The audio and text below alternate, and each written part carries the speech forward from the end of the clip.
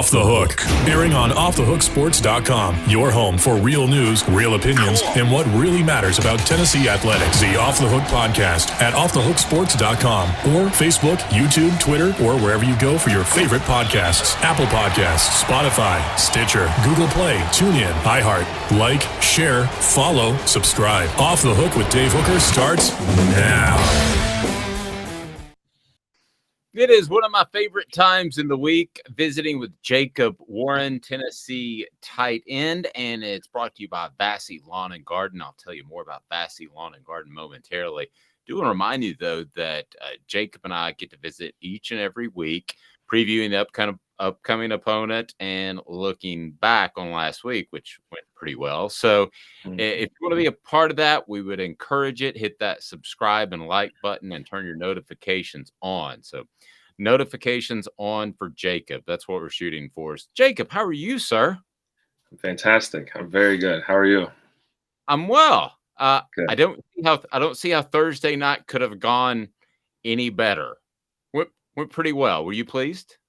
Yeah, I was pleased. Unfortunately, they put some points on the board. You obviously want to have a shutout, and you want that for the defense, right? Just as kind of a thing that accomplishment that they did. But no, yeah, you leave that game, happy that you take care of business against an opponent that you should take care of business against. There should be no real question whether or not we should have won that game, I guess, from the outside looking in, as Tennessee playing Ball State. So yeah, it's good to go up and put some points on the board. And, again, you watch the film and there's all types of things that we could have done to put up 70, right? Instead of just 59 or whatever it ended up being that we had. But yeah, you walk away with a good taste in your mouth and just like, yeah, that was a good first game, a good opener, whatever. And then now let's get ready to kind of get into the thick of it. Yeah, and we would have looked forward to Pitt, of course. I got a couple more questions about the Ball State game. It's brought to you by Vassy Lawn and Garden. Man alive, it's worth the drive. Vassy Lawn and Garden has the industrial mowers. They've got the commercial mowers. They've got the residential mowers right there in Cleveland. Vassy Lawn and Garden. So, Jacob, from talking to you and Cooper, I felt very confident that you guys would be composed on Thursday. There was really zero question in my mind. I'm terrible at picking games, but I picked the score 56-16, so I was pretty close. Yeah. And I'm horrible at that, Jacob. Horrible. Right. Right. So how confident were you? I mean, take me back. Vol walk, everything, day of, because I had really zero doubt that you guys were going to play really well. Yeah, I think that, we felt the same way, like just kind of in the hotel and going through all of our tips and reminders and our game plans or whatever it is that you're going through. And I think the confidence just came from preparation, really. Like we've had multiple weeks to prepare for that game in particular. So everyone is kind of sick of watching, the same film over and over and over again. So it was like we understand exactly what we're getting with them. And, I think I might have mentioned it last week, they came out and played something completely different than what we thought they were going to. We were expecting one thing as far as like the fronts and the back end, and kind of had a feeling that they could give us some different stuff, and they ended up getting to it, and we were still able to have some success and be able to adjust to it. So yeah, I think just the amount of preparation going into it, we were able to just confidently go out there and play. Yeah, Coop had said that Cooper Mace, he had said that they dropped 8. So was that a little surprising? Did that take you aback at all, or is it a little different? Yeah, I mean that's the solution for a lot of teams. I think when they play us is if they don't really know what else to do, they'll just kind of drop everybody out of there. And obviously with their backs, they'll play run fits, so they'll see if it's going to be a run. If it's not a run, they're all flying out of there and getting out into zones and trying to cover up windows and all this other stuff. So not surprising that you see it, but like I said, not exactly what they put on film against other people, and then you see it pop up against us, and now our playbook is somewhat limited to what we're able to do, just because obviously we adjust and we kind of change plays that we have or whatever, or we throw plays out that we had that were going to be good against the original defense we thought they were going to play, but still just being able to go execute the basic plays that we have that beat drop 8, you know what I mean, that are good against drop 8 and executing those at a high level. Tight end has always been my favorite position, not because talking to you, but just the fact that you're a little bit of a blocker, a little bit of a receiver. Mm-hmm. So, yeah, sometimes you look at the stat sheet and you might not see a catch, but that tight end played incredibly well because of whether he blocked or how he was able to handle protection or on and on and on. Yeah. So when you go back and look at how you played, how Mm-hmm. do you think you played? I think that. Right. I think that's a perfect example of what you said. Like I didn't have any catches in the game. I don't even know if the tight ends had any catches at all. I think I'm trying Princeton to look. may had one. But I don't think. Regardless, and that's kind of due to a lot of the stuff that we talked about with the drop 8 stuff. A lot of the things that we may have had in that were for us specifically. You can't run it versus drop 8. Like it's just not going to work, right? It's a bad play call into the particular coverage. So obviously it's unfortunate, I guess, that we don't get many targets in that game. But I think what we were able to do, me personally, Princeton, even Hunter Salmon. I don't know if you noticed him, number 89, in there. He was doing a good job too. But just kind of. When you realize like, all right, it's not going to be one of those games where you're catching, every third down. They're not coming to you every third down. They're not trying to get the ball to the flat because we just can't, right? Everything's covered down. You kind of have to commit to, all right, what's going on in the run game? Like seriously, let's go and get in with the O lineman, try to figure out all the details of what they're doing, and let's just try to be the best we can in that aspect of the game. And I think I played pretty well in the box Thursday.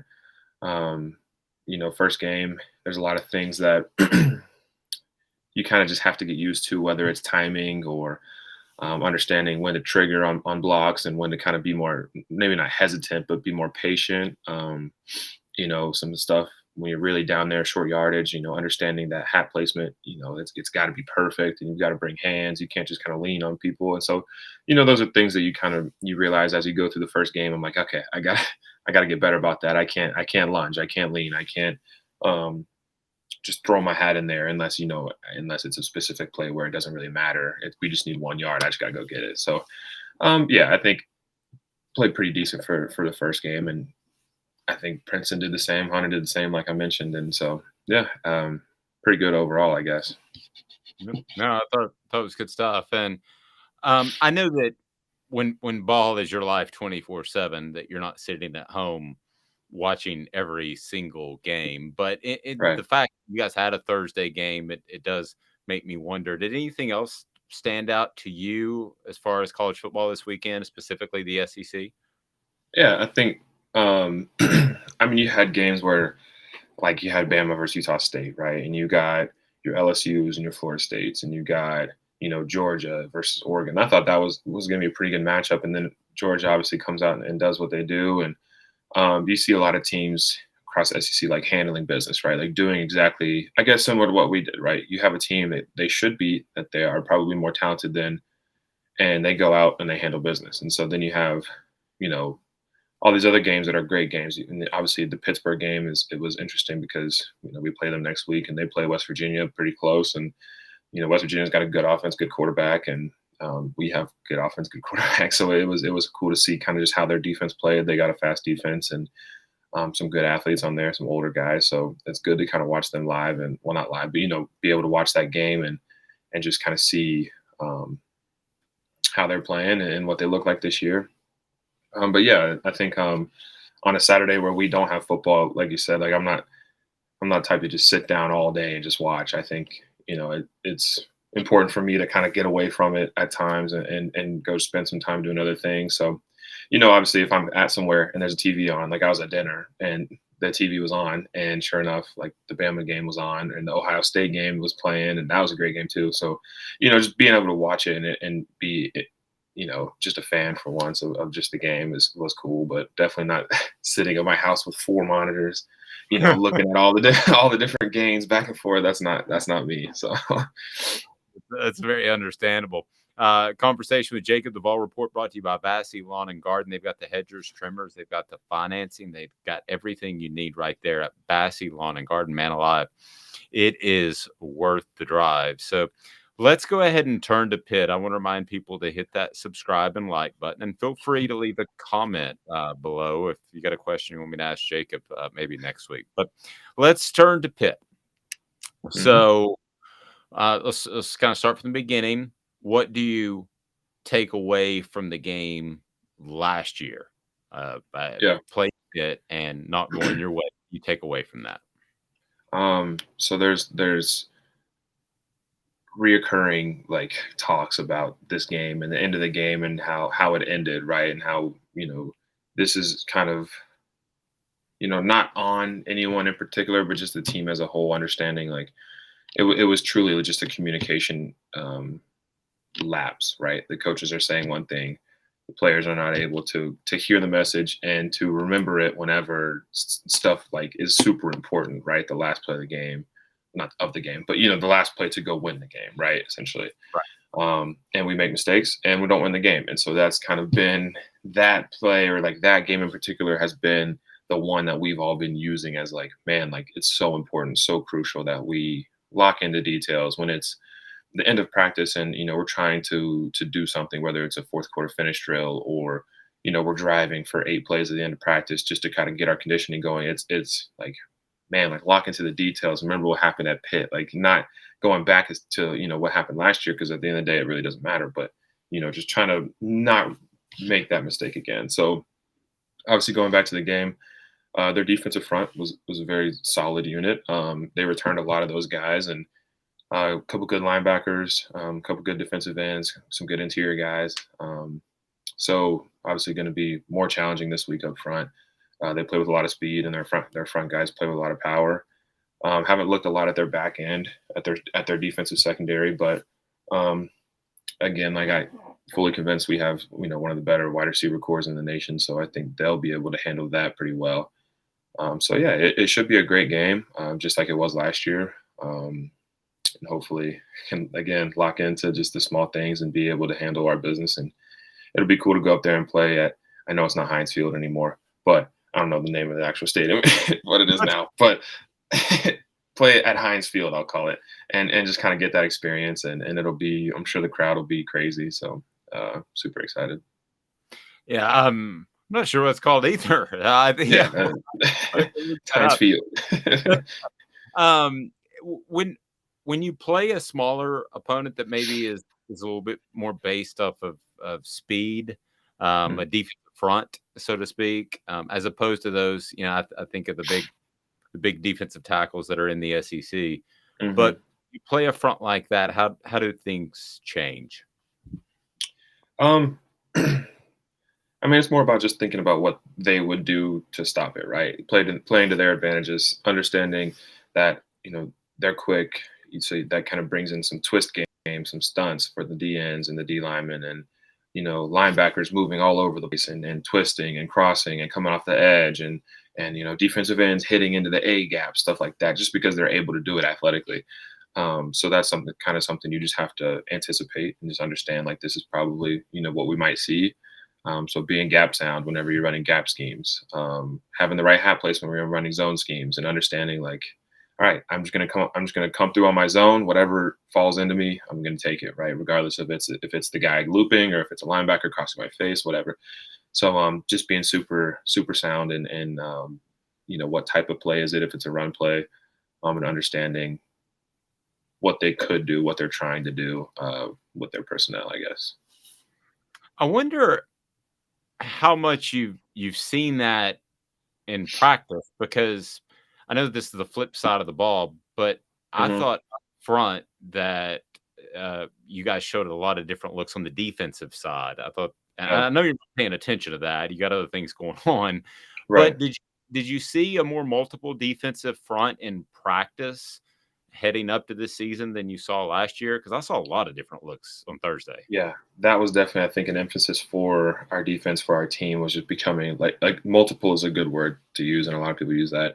Just becoming more multiple, being able to do different things, and being able to get big with the same guys that you're, trying to speed rush with and that you're trying to do twist game with, and having the ability with your athletes to do a lot of different things. And so, yeah, like you said, I'm not too concerned, I guess. Obviously, I'm watching on the Jumbotron and stuff, but I'm not just locked into what the defensive front's doing or whatever. But yeah, I mean, I think that they did a good job of kind of implementing that, and we saw it a lot in practice, whether it's blitz pickup and you like, whoa, what just happened? We got to run that one back and make sure that we're good on that protection, because that was something different, right? So they definitely done a good job of kind of getting there, I guess.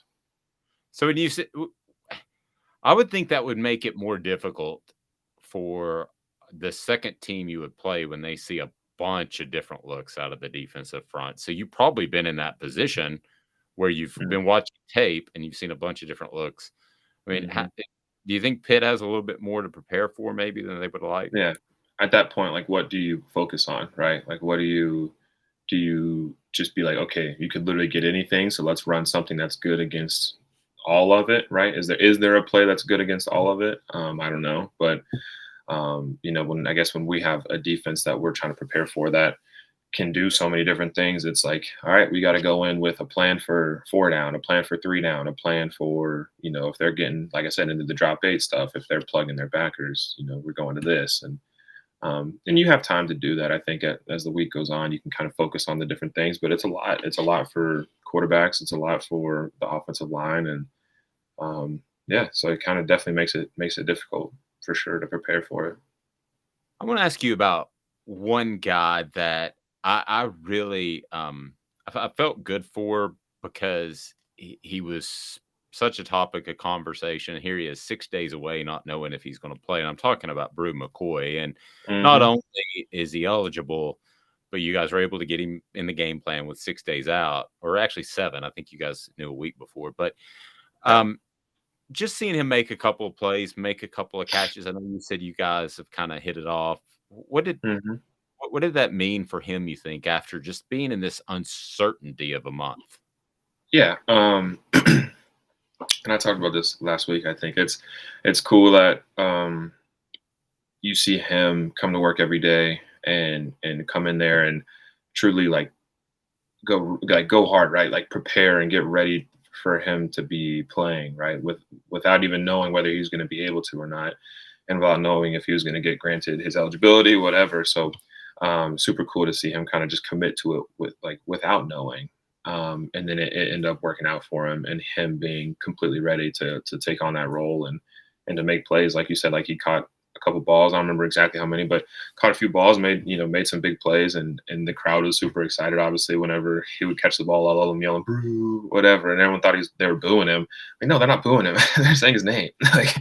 But no, it was cool for sure. It was great to see him, and great to see some of our other guys making plays. Walker Merrill with the touchdown catch in the south end zone, and that was the first touchdown he scored, right? And he's a younger guy; he's kind of coming along, but seeing guys like that, it's super awesome and fun to watch them kind of come along and make plays. Last thing, and I know you got things to do, but I just was really impressed by the overall composure, and I think that probably starts at quarterback. And I just wonder if is there any way to describe how different Hendon Hooker in September of 2022 is as opposed to Hendon Hooker September 2021? Yeah. Man, I think he's just I don't even know. We talk about not being greedy, right? In this offense, we're not being greedy. We're going to take what we can get. We're going to be smart. Hendon Hooker was one of the most efficient, if not the most efficient, quarterbacks in the country last year, if that's right. I'm pretty sure. Has 30-something touchdown passes and only has like 3 interceptions, right? And so being smart with the ball is something that he's always been really good at.